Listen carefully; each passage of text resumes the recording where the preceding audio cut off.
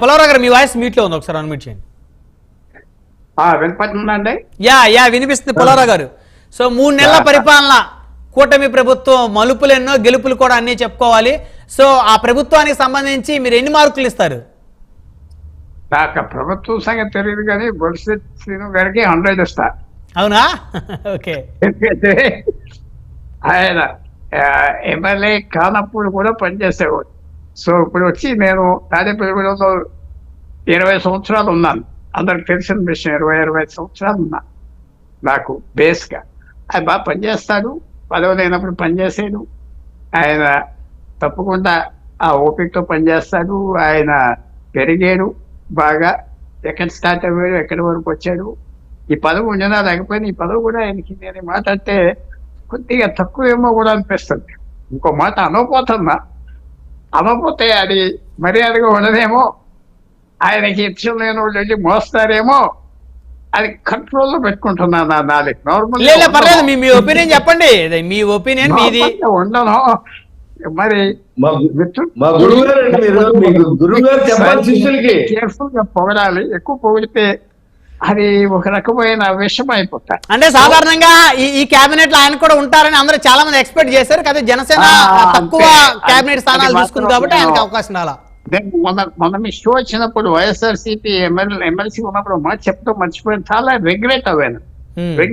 ఏమనంటే ఈయన ఉన్న 175లో ఫస్ట్ 20 ర్యాంకర్ అయ్యా. మీకు ఎవరికి తెలియదు, అదెవడో లావుగా ఉన్నాడు ఎమ్మెల్యే, లేకపోతే పెద్ద ఏదో 3 టర్ములు చేశాడు, 5 టర్ములు చేశాడు. ఆడు మనకు తెలుసు కదా, టికెట్లు ఎలా సంపాదిస్తారు, ఎలా కాకాపడతారో తెలియదా? చెప్పమంటారా?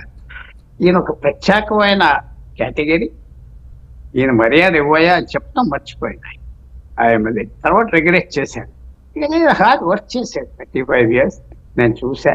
ఒక లయన్స్ క్లబ్ ప్రెసిడెంట్ గా ఆయన మర్చిపోయి ఉంటాడు. వేల మందికి నేను ఏరియాస్ ఇవన్నీ తీసుకొచ్చి ఇస్తే ఆయన ఏర్పాటు చేసి మర్చిపోయి ఉంటాడు. తర్వాత ఆయన మున్సిపల్ చైర్మన్ గా ఒక పని చేశాడు. సాధారణంగా రాజకీయ నాయకులు చేయ ఇంకో వ్యక్తిని నేను ఎయిర్పోర్ట్ తీసుకొచ్చానని ప్రపంచం అందరికీ తెలుసు. కొంతమంది మర్చిపోతే ఆయన మున్సిపల్ చైర్మన్ గా నన్ను పిలిచి ఆ రోజు సన్మానం మళ్ళీ చేసి అందరికీ జ్ఞాపకం చేయాలి అని చేసేది. ఎన్నో చేసేది. తర్వాత గ్రోత్ అవ్వదు. లీడరు కాన్స్టెంట్ గా నేను వాచ్ చేస్తున్నా. అందరూ మంచోళ్ళే. నేను ఆయన నాట్ రన్ డౌన్ ఏ ఎమ్మెల్యేని నేను తక్కువ చేయను. ఎందుకంటే ప్రతి ఎమ్మెల్యే చేయాలనుకుంటాడు. చేయాలి, నాకు మంచి పేరు కావాలి, నేను మళ్ళీ ఎలక్ట్ అవ్వాలి, మంత్రి అవ్వాలి. ప్రతి ఒక్కడు ఆ 175లో తక్కువ కాదు, 119లో తక్కువ కాదు. భారతదేశంలో ఉన్న 4000 ఎమ్మెల్యేలు, 500-800 వ్యక్తులు అందరికీ వాళ్ళు చేయాలనుకుంటారు. ఒక్కో వ్యక్తికి రాదు, అవకాశం రాదు, ఆ పని కూడా రాదు చాలా మంది. సో తప్పకుండా నేను అనుకుంటున్నా, అది చెప్పే మాట మీరు అన్నారు కాబట్టి ఆయన మంత్రి అవుతే ఆ పార్టీకి, ఆ గవర్నమెంట్కి మంచి పని ఉపయోగపడింది ఆ జిల్లాలో. రాను ఇప్పుడు ఏదో 100 రోజులు కొత్త పెళ్లి కొడుకుల్లాగా ఉన్నారు కాబట్టి ఏదో బాగున్నది అంటారు. రాను ఈ నోట్ కనపడతాడు. మంత్రి అంటే పబ్లిక్ ఏమనరు. 5 సంవత్సరాలు మంత్రి ఉన్నట్టుగా అయ్యా బాబు అంటారు. ఆఖరి ఎలక్షన్ రోజు వాళ్ళు ఇష్టం లేకపోతే ఏం చేశారు అంతా చూశారు కదా. 2019లో ఏం చేశారు, 2024లో ఏం చేశారు, చాలా ఉచ్చరణ చేశారు ఆంధ్రప్రదేశ్. ఒక్క మంత్రి గెలిచారు, పెద్దిరెడ్డి గారు ఒక్కలే గెలిచారు.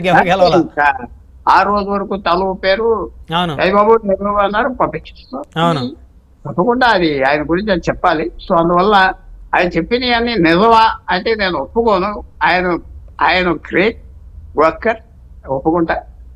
ఇంకా కొత్తగా 100 days అవన్నీ మీరు చెప్పినట్టుగా 100 రోజుల్లో మీరు కొన్ని పనులు చేస్తారు, కొంచెం ట్రెండ్ తీసుకొస్తారు, కొన్ని కనపడవు, కొన్ని చాలా సెన్సిటివ్. ఇప్పుడు కూడా నేను చెప్తున్నా, పంచాయత్ రాజ్ ఎన్వైరన్మెంట్ చాలా కష్టమైన పోర్ట్ఫోలియో, చాలా కష్టం. ఎందుకంటే ప్రోగ్రెస్ కనపడదు. ఒక డిపార్ట్మెంట్ హెల్త్ ఉన్నదనుకుని హాస్పిటల్ పెట్టాం, పేషెంట్స్ పంపించాం, ఇది ఇచ్చాం, మంది ఇచ్చాం, అది ఇచ్చాం, ఫైనాన్స్ మినిస్టర్ అయితే డబ్బు ఇచ్చాం, లేబర్ మినిస్టర్, చాలా కష్టమైన మినిస్ట్రీస్ క్యాంపులు పెట్టుకో. ఇప్పుడు మీరే ఉన్నారు ఇక్కడ. ఎన్వైరన్మెంట్ మినిస్టర్ సెంటర్ ఎవరంటే చెప్పగలరా? చెప్పలేరు కదా.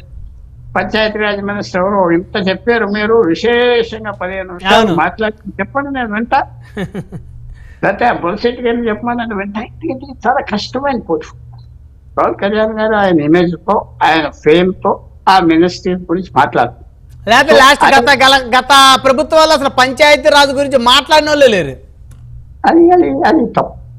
కానీ పంచాయతీ రాజ్ ఏంటి చేసేస్తారనుకున్న కరెక్ట్. కానీ ఒక మంచి విధానం పంచాయతీ రాజ్ డీసెంట్రలైజేషన్ చేయటం, ఇదంతా చేయటం, ఇది చేయగలిగిన మంత్రికి పెద్ద వెపన్. ఇది చేయగలిగిన మంత్రి అంటే మీరు బొలిశెట్టి గారు 100 రోజుల్లోనే అయిపోయింది ఇంకంతా అయిపోయిందంటే మరి నన్ను కూడా ఆ మాట అనమంటే కష్టం. ఇట్ ఇస్ గుడ్ బిగినింగ్, మంచి బిగినింగ్ చేశారు.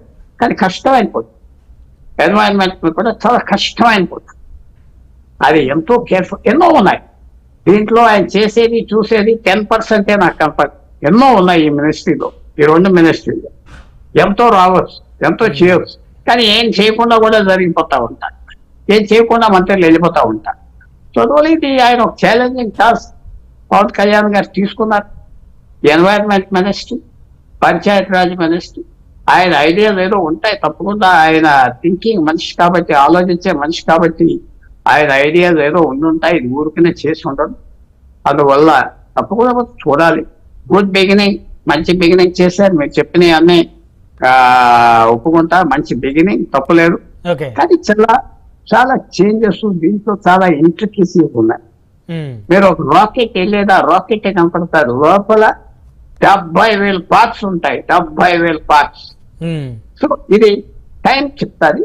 వెల్ బగన్ అవన్నీ తప్పకుండా మనం చూసాం. తర్వాత ఇక్కడ కూడా మనం చెప్పడానికి ఇలాంటి ఎమ్మెల్యేలు కూడా ఉన్నారు కాబట్టి వారు కూడా బర్డెన్ మోస్తారు. పార్టీ బర్డెనో గవర్నమెంట్ బర్డెనో మోస్తారు, కొంతవరకు తీసుకుంటారు. వాళ్ళని ఎలాగ సపోర్ట్ చేస్తారు, వాళ్ళ గ్రోత్ ఏమంటుంది, అవన్నీ వస్తాయి. ఇప్పుడు ఆల్రెడీ మీరు 3 నెలలే కదా, ఒక 6 నెలలు పోయాక 9 నెలలు పోయాక ఎలా ఉన్నది చూడాలి. తప్పకుండా ఒక సింపుల్ మాట ఏంటంటే challenging task Panchayati Raj and environment. కానీ స్కోప్ మాత్రం విశేషమైన స్కోప్. ఇది డామినేట్ చేయడానికి, మినిస్ట్రీని డామినేట్ చేయడానికి, గవర్నమెంట్ డామినేట్ చేయడానికి స్కోప్ ఉండాలి.